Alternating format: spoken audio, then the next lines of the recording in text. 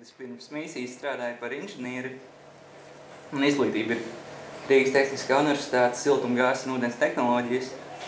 Un tad es no otrā kursa 4 gadus biju nostrādājis projektēšanas birojā.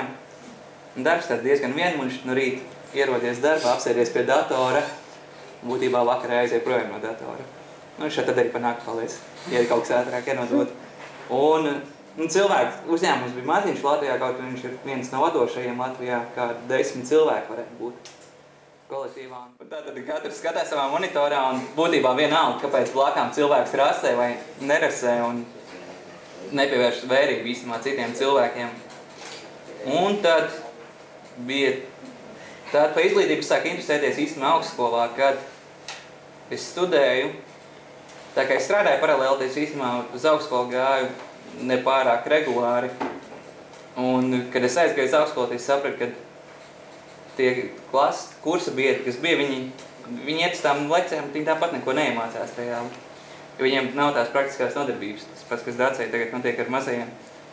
Un radās tās aizdomas, kad es skatījos, kad arī iemesls varētu būt arī pasniedzējos, kuriem, droši vien, es nezinu, kā jūs augstskolās, bet lielākajai daļai īstenībā ir tā stipri viena alga. Tiem sanāks ar jaunajiem studentiem, pēc ka viņi ir tā kā konkurences uztver. Un tad man radās tā kā interesi par izglītību. Tas pirmais man bija skaidrs reiz, kad es būšu pasniedzējis augstskolā. Tā bija tā pirmā doma, tad bija skaidrs, kad es bijuši pieslēdzējis tas, ko Jānis stāstīja par mērķiem, tad es 5 gadu programmu pabeidzu 4 gados. Es 2 gadus mācījos kopā, lai ātrāk pabeigtu un varētu kļūt par pasniedzēju, jo vajag vismaz maģistra izglītību. Un, kad es biju maģistratūras studijās 2. semestrī, sanāk pagājušā gada pavasaris, tad radās vēl viena ideja, ka varētu varbūt braukt uz ārzemēm pastudēt vēl vienā maģistratūrā. Tad es jāizpildīju tur pieteikuma anketu un paralēli arī iespējamai misijai. Un tad sanāca tā, ka man bija vienlaicīgi 2 piedāvājumi. Viens bija no iespējamās misijas, kur bija konkurss, ja es nekļūdos, mums bija 11 cilvēki uz vietu. Un arī pašā laikā varēja braukt studēt arī uz ārzemēm, uz 2 gadiem. Nu kā, nosacījumi diezgan skaisti, abas programmas 2 gadi.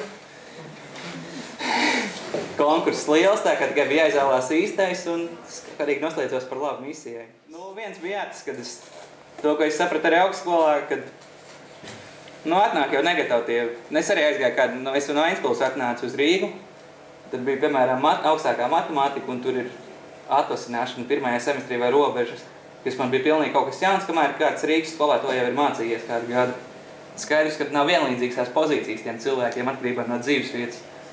Un tad skaidrs, ka to arī skolotājs vainīgs. Viņš ir strādājis to, lai skolēns pabeigtu tikai tos, lai nokārtot eksāmenu kaut kā veiksmīgi, vai arī tā, ko viņam dzīvē vairāk vajadzēs. Skaidrs, ka to var skolotājs ietekmēt, un tas arī cilvēkiem. To, ko Jānis stāstīja, cilvēki tā kā zina, ko viņi grib, bet viņi kautreiz varbūt to pateikt. Bet, ja Jānim atbild, ko jūs darat skolā, mums ir jānāk, tad man biežāk kādreiz pasaka, ka viņi nezina, ko viņi dara skolā.